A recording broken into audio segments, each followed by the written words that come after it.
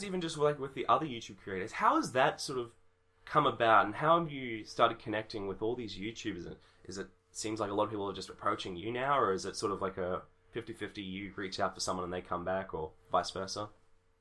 It is 50-50, and that's okay. Obviously, if you reach out to some of the well-known, very popular people, they don't have time. They look at me. I'm, this big. I've only been around this long, and I don't begrudge them at all, and that's fine. The other people who have been very gracious, even PewDiePie himself, think what you will of him.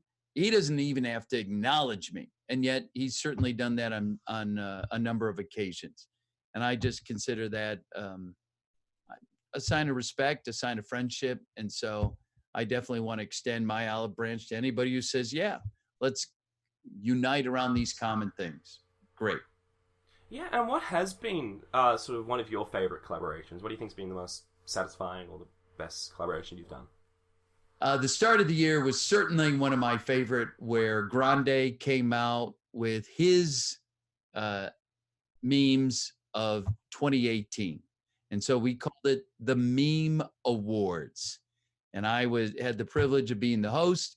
He went through and did a lot of the heavy lifting, the hard work of figuring out, here are the categories, who gets the votes. He sent that out, polls to his audience, came back and said, here's the information. And I had the privilege of hosting that. That was a lot of fun. Great collaboration. Yeah, that was a really interesting or great thing to watch.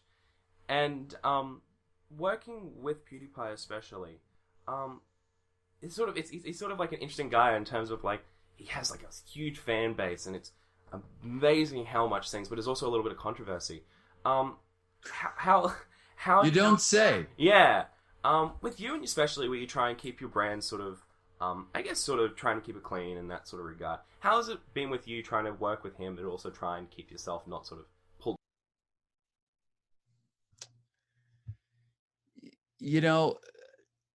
I look at the person and what they're trying to do, and I determine, is this person, I feel, genuinely trying to help others, genuinely trying to be authentic, and say what you will about his mistakes. I just respect him for the fact that he's made them and stood up, owned them, apologized, and to my knowledge, he hasn't repeated any of these, as he calls them, oopsies.